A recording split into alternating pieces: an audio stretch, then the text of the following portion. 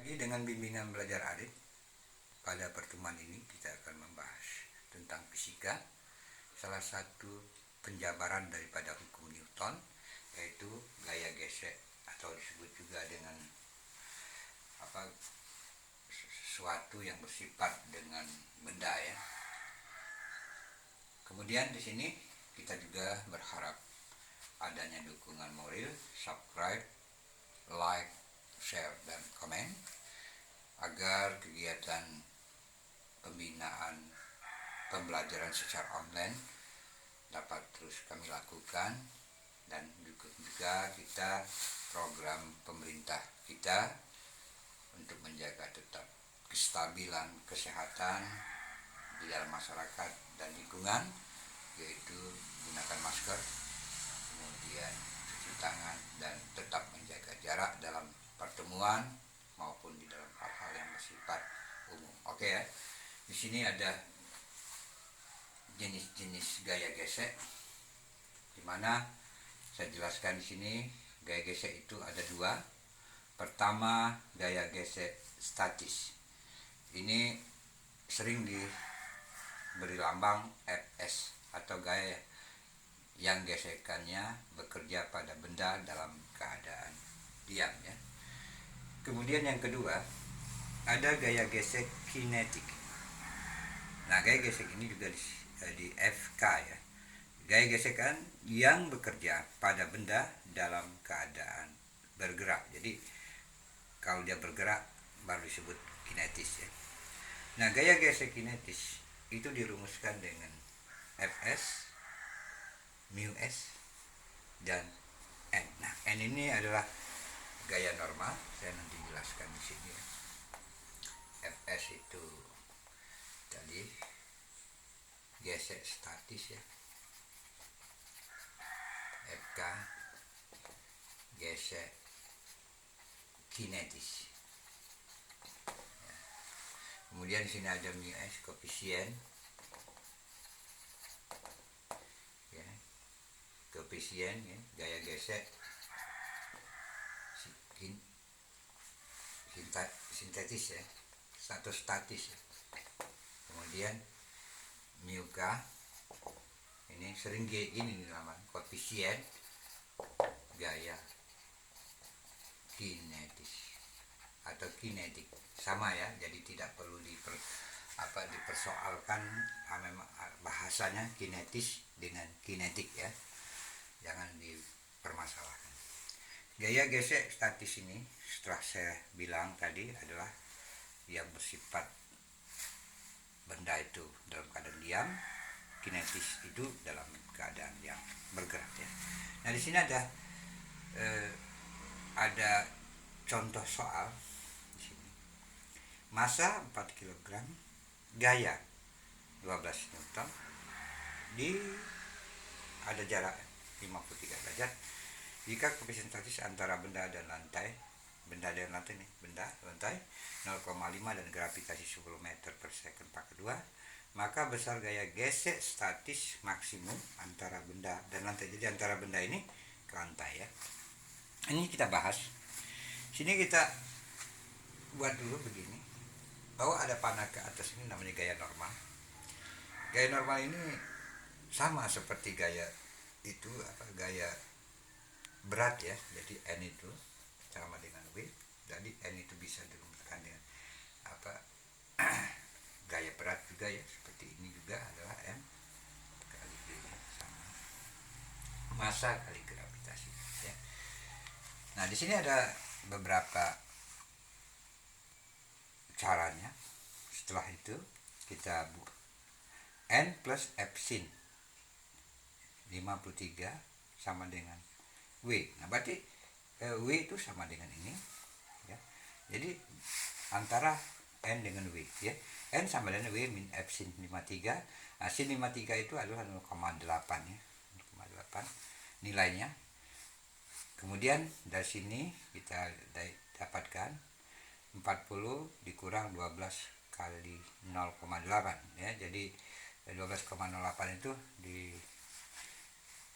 diperkirakan mungkin 12 ya, baik 0,8 kali 12 benar ya, 1, 2 kali 0, 0, 1, 1 kali 8, 8, 1 kali 1, 1 kali 0, 0. Berarti 6, 9, ya benar 9,6 ya. Jadi situ 9,6. Di sini agak sempit, jadi saya tadi cepat ya di sini, jadi 40 dikurang 9,6 ya, dapatlah 30,4 gitu ya. Nah di situ kita langsung masukin rumusnya, gaya gesek statis mu S koefisien S kali gaya normal tadi 0,5 kali 30,4 dikali 15,2 Newton. Oke ya, lanjut ke soal nomor 2. Sebuah kendaraan bermasa 1000 kg bergerak dengan kecepatan 15 meter per second. Kemudian pada kendaraan tersebut diberikan gaya gesek hingga setelah 10 detik atau second kendaraan tersebut berhenti, maka besarnya gaya gesek adalah berapa? Nah di sini kita bahas, kita tahu bahwa gaya gesek itu mula-mula 15 meter per second ya. Kemudian ada T-nya, waktunya 10 second. Kemudian dia mempunyai massa 1000 kg. Nah ini kita pernah lihat, ini rumus GLB.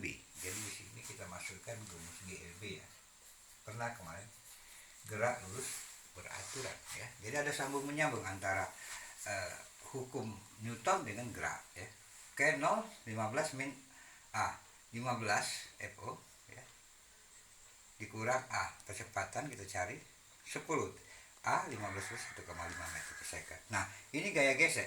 Gaya gesek adalah M kali A, F kali A ataupun M kali A sama dengan 1000 kali 1,5 dapatlah 1600 Newton. Nah ini jawaban nomor 2 ya. Kemudian di dalam bentuk mengetahui ketentuan tentang gaya gesek ya, jika gayanya lebih besar dari gaya gesek statis, maka benda akan bergerak, maka gaya gesek sama dengan gaya kinetis. Nah, ini sama dengan kinetis ya.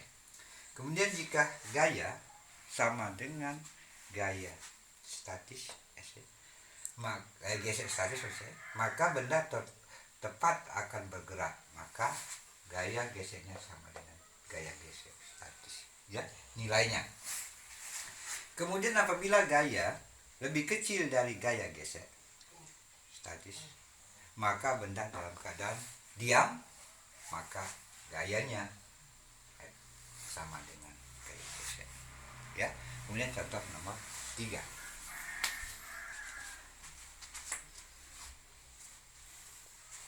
Sebuah benda masanya 8 kg berada pada bidang datar kasar di mana koefisien statisnya 0,8 dan koefisien kinetisnya 0,2 ya.